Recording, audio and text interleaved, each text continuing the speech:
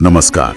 आज हम कुछ स्रोतों पर एक नजर डाल रहे हैं जिनमें नरेंद्र मोदी सरकार से जुड़ी कुछ आलोचनाएं और चुनौतियों की बात की गई है। तो कोशिश यही रहेगी कि इन स्रोतों में जो कहा गया है उसे बिना किसी तरफदारी के समझें। बिल्कुल, और ये याद रखना जरूरी है कि ये स्रोत मुख्य रूप से आलोचनाओं पर ही फोकस कर रहे हैं। जाहिर है सरकार की उपलब्धियों के अपने दावे भी हैं। हाँ, वो एक अलग पहलू है। तो चलिए शुरू करते हैं।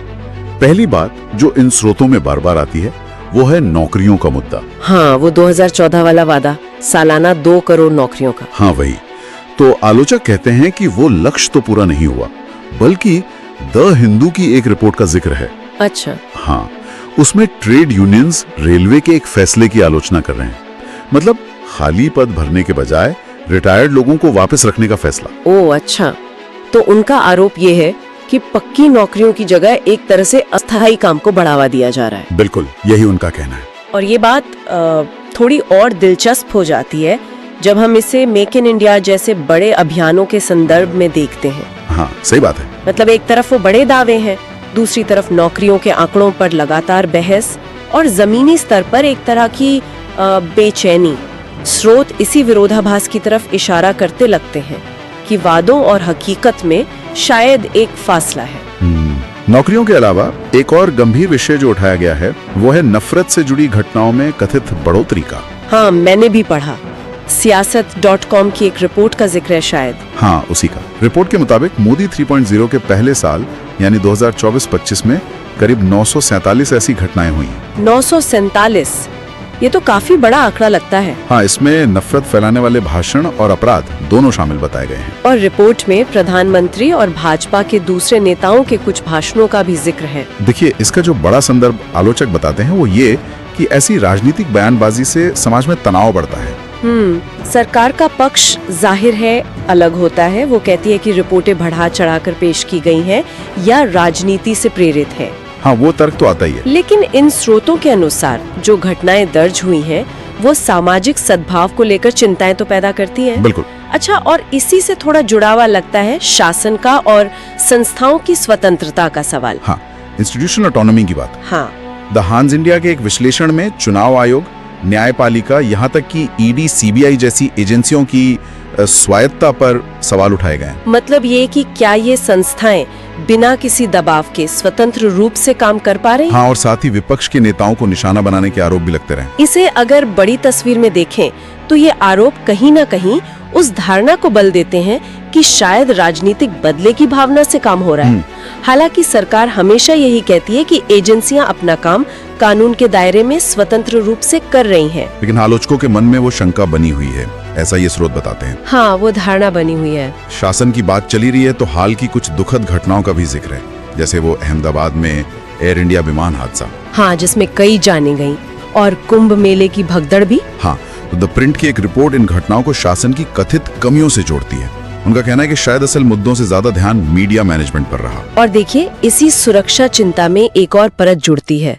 टाइम्स ऑफ इंडिया की एक खबर थी। अच्छा, क्या था उसमें? उसमें एयर इंडिया के कुछ पूर्व कर्मचारियों के हवाले से कहा गया था कि उन्हें 2024 में बोइंग 787 के दरवाजे की खराबी की रिपोर्ट करने पर कथित तौर पर नौकरी से निकाल दिया गया था। ओहो, तो ये तो सुरक्षा चिंताओं को और गहरा करता है। बिल्कुल, ये सब मिलकर सार्वजनिक सुरक्षा के तंत्र पर सवाल तो खड़े करते ही हैं। इन रिपोर्ट्स के अनुसार मीडिया प्रबंधन का जिक्र आपने किया तो उस पर भी काफी कुछ कहा गया है इन स्रोतों में। हाँ, वो द प्रिंट वाला लेख शायद, जिसमें MODI एक्रोनिम का इस्तेमाल किया गया था। हाँ, वही। मिस इन्फॉर्मेशन, ओपेसिटी, डिस्ट्रैक्शंस और इनकॉम्पिटेंस, मतलब दुष्प्रचार, अपारदर्शिता, ध्यान भटकाना और अक्षमता। इसमें आरोप यही है कि मीडिया और सोशल मीडिया का इस्तेमाल एक खास नैरेटिव बनाने के लिए किया जा रहा है। देखिए, यहाँ 2 पहलू हैं। एक तरफ अपनी छवि बनाना और अपना संदेश लोगों तक पहुंचाना, इसके लिए मीडिया का इस्तेमाल एक संचार रणनीति मानी जा सकती है। हाँ, कम्युनिकेशन स्ट्रेटेजी। बिल्कुल। लेकिन दूसरी तरफ आलोचक इसे पारदर्शिता और जवाबदेही की कीमत पर देखते हैं। और सोशल मीडिया पर जो दावे होते हैं, जैसे कुछ ट्वीट्स का भी जिक्र आता है। हाँ, वो जनभावना दर्शा सकते हैं, लेकिन उन्हें हमेशा वेरीफाइड तथ्य मानना मुश्किल होता है।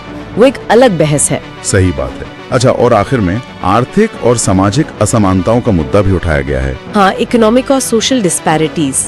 आलोचना ये है कि ठीक है, आर्थिक विकास के दावे हैं, लेकिन शायद नीतियां असमानता बढ़ा रही हैं और जो हाशिए पर समुदाय हैं उनकी जरूरतों पर उतना ध्यान नहीं जा रहा। बिहार के संदर्भ में द हिंदू और द हांस इंडिया की रिपोर्टों में कुछ ऐसे संकेत दिए गए हैं। हाँ, देखिए, सरकार अपनी तरफ से आयुष्मान भारत जैसी योजनाओं को गरीबों के हित में बताती है, प्रो पुअर बताती है, लेकिन आलोचक फिर उनके जमीनी कार्यान्वयन में कमियों की बात करते हैं, या फिर स्वास्थ्य और शिक्षा जैसे जो सोशल इंडिकेटर्स हैं उनमें लगातार पिछड़ेपन की ओर इशारा करते हैं।